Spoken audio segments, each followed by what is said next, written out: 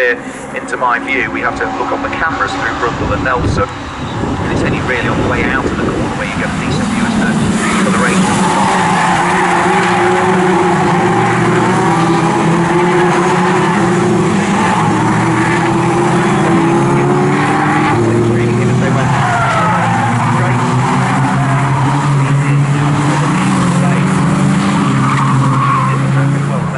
Qualified 8th quickest, 7 cars ahead of him in reality on the grid as was organised, but Stuart Simpson missing racing on the way, so over the start finish line there will come. Lap number 1 about to be completed.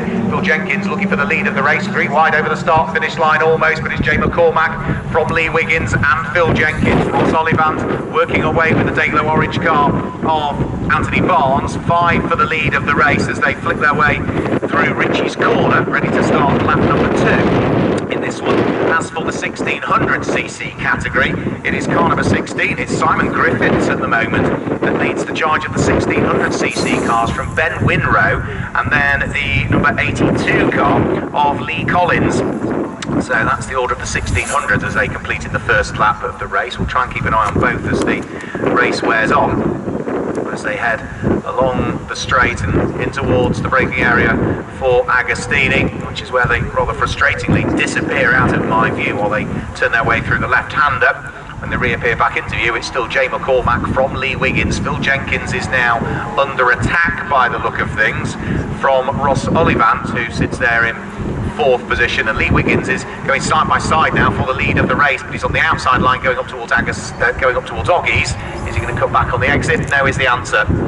So the order of the top 4, top 5 remaining the same. And who's there in 6th place looking to join in? That is our Portuguese visitor, which is JJ Magalash, who is sitting there in 6th position. Now the slipstreaming all occurs, which means that the order that they were in at the top of the Bentley Straight, once more, in typical Caterham fashion, won't be the same order when they get down to the bottom of the Bentley Straight. So onto the brakes, in towards Brundle, towards Nelson.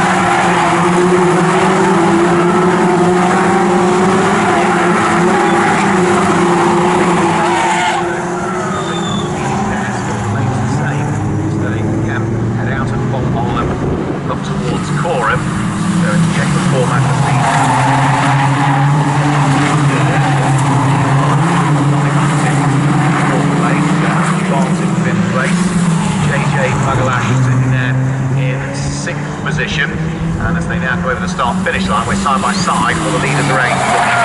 And it's nose ahead of Jay McCormack, and now we are 3 wide because Phil Jenkins almost put his left wheels on the grass to try and take the lead of the race, and has done so.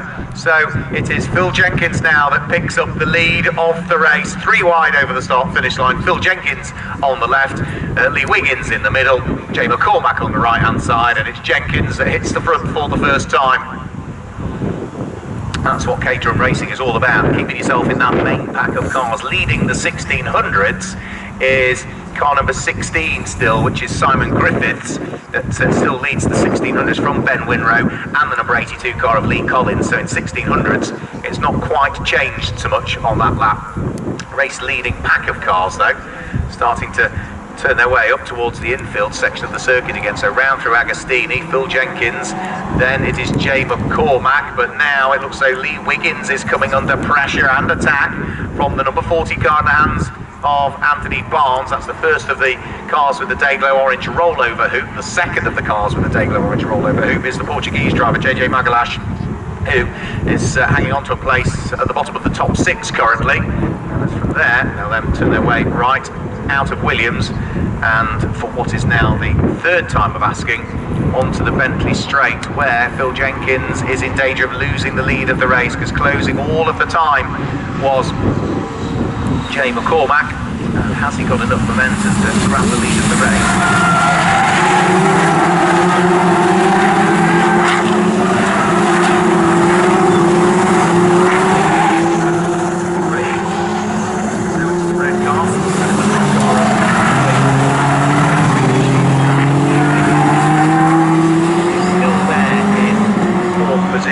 Yes, he is by the look of things. No, he's not. He's down in 5th place actually.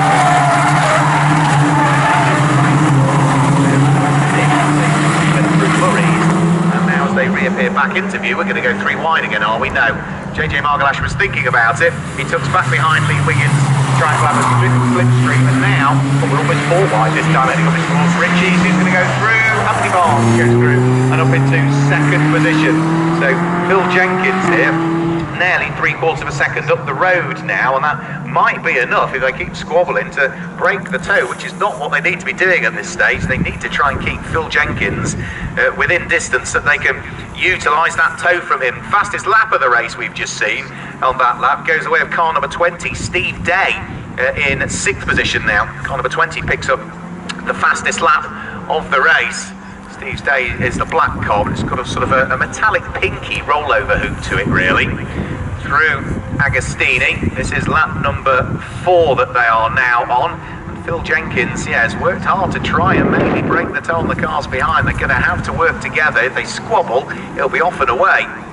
And at the moment, it looks as though they are perhaps not fighting quite as intently as they were a couple of laps ago or so. So Phil Jenkins is turning his way through the order.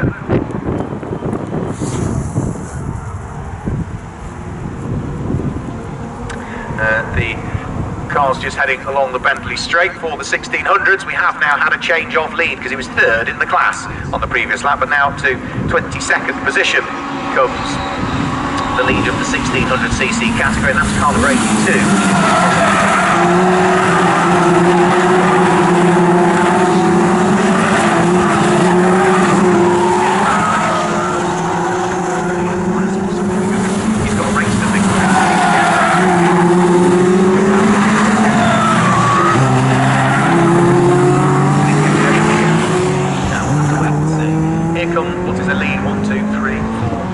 Is it 9 cars for the lead of the race? I think it might be as they come over the top.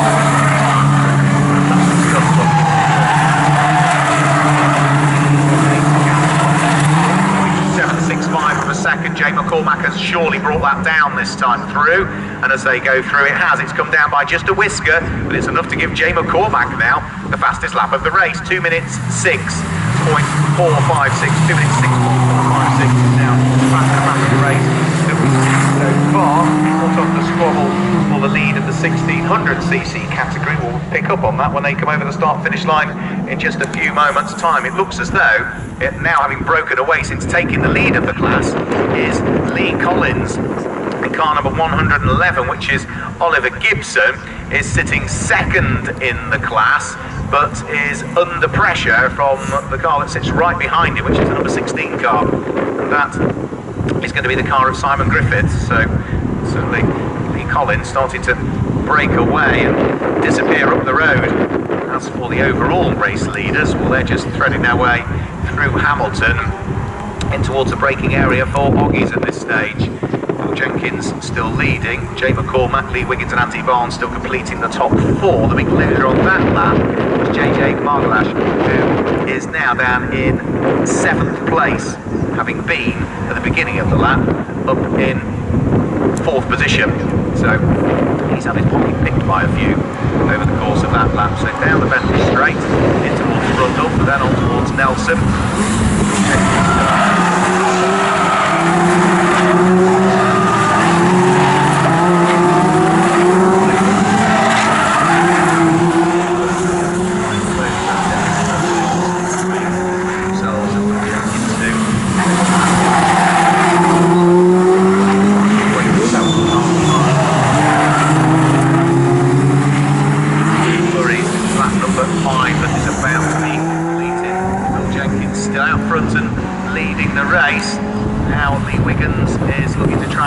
McCormack for second position, drops himself alongside to the left-hand side of the circuit and gets himself ahead.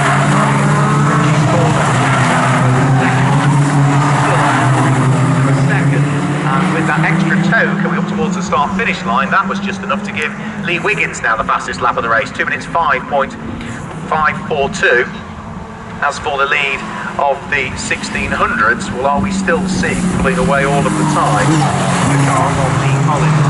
The 1600cc car is still fairly comfortably and ever more so in the lead of 1600. Through goes number 82 over the start finish line now, and second and third in 1600 is still going the same way by the look of things, because it is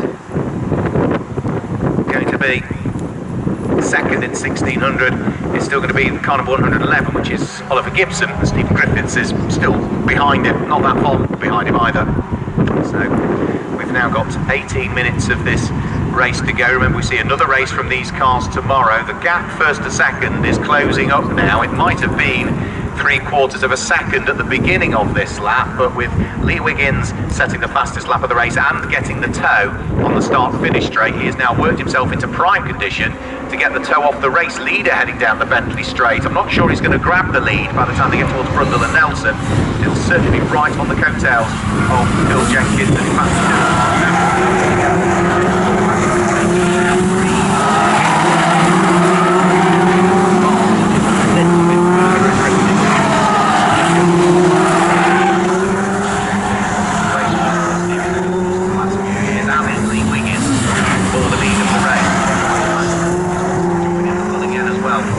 themselves back onto the coattails of the race leader.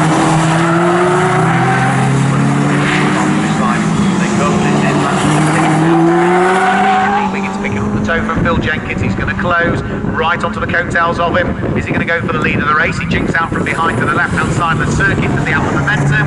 Yes, he does. Through and into the lead of the race goes Lee Wiggins now. So the man from Stanford goes forward, takes the lead of the race. Nipping at his heels also there in third place. Anthony Barnes is still in fourth place. Fifth at the moment. That looks as though it's Chris Wright, is it, that came over the start-finish line in fifth place at the start of lap. And down to sixth had gone Steve Day, but I'm not sure if Steve Day will insert himself back in fifth place by the time they got towards the braking area for Wilson. Yes, he did. Yes, so Steve Day back into fifth position. Phil Jenkins looking to try and attack for the lead of the race again. Lee Wiggins for the moment is quite content to hang on to it. And also a black and orange flag now is coming out for car number 83 for potentially losing fluid. Now that is Keith Ashworth. So Keith Ashworth, due to fluid leakage, is going to have to come into the pit lane. Keith not returned back to the UK for very long, because he's got a beautiful old vintage Bentley as Keith Ashworth, and he's just been competing in the Peking to Paris race at the wheel of his pre-war Bentley. So he's going to have to come into the pits and have that fluid leakage inspected. Into the race, solving.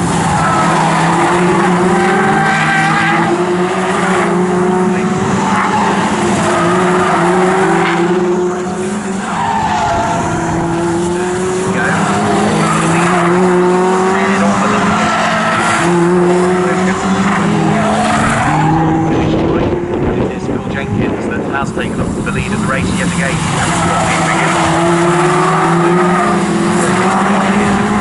Wheel to wheel on many occasions.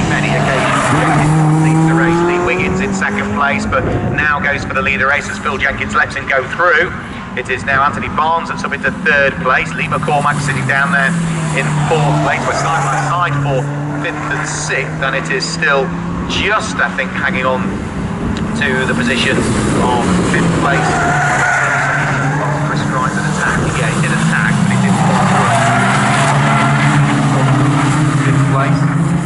And Chris Wright, I think for the moment, is going to have to position, but as long as he is there or thereabouts, then they can roll their sleeves up and slug it out later on. They've lost a bit of ground there to the leading four now, as the lead and the four fighting over fifth through to eighth position. And as for Keith Ashworth at the wheel of car number 83, he didn't come into the pits at the end of that lap, so is still being shown to him currently.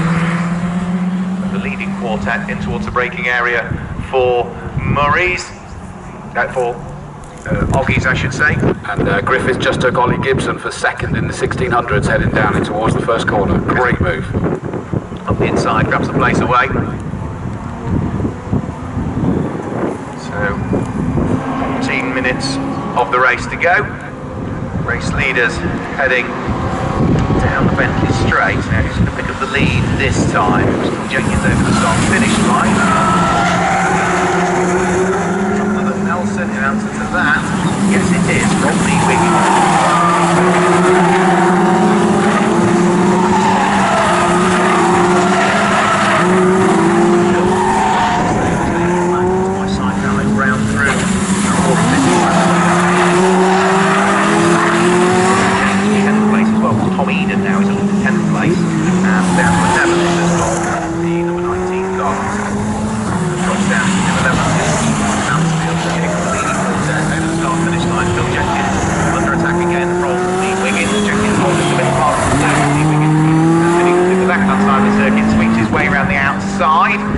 Then in 5th place over the start-finish line is number 77, Chris Wright, but by the time he gets towards Richie's corner, he makes a slight mistake in the grass, goes Chris Wright, he will rejoin. Thankfully the grass is a lot drier now than it was in qualifying, but that drops the car that was in 5th, I'm going to say down to something like 10th, I would imagine, when he was a 5th lap, but not the way to the boat. Thankfully, as far as he a reasonable sized accident for him. For the 1600cc category, it is still out front and leading it, car number 82, which is Lee Collins, that leads the 1600cc category. But now Simon Griffiths is coming to second in that category and starting to pull away ever more now over what is the number 111 car in the hands of Ollie Gibson. Ollie Gibson is still within towing distance of him though, so he should pick up some influence as they head towards the latter stages of the start-finish straight. And yeah, by the time they get up towards the breaking out for Ritchie's, he's what, a couple of Caterham lengths behind, so keep an eye towards that final.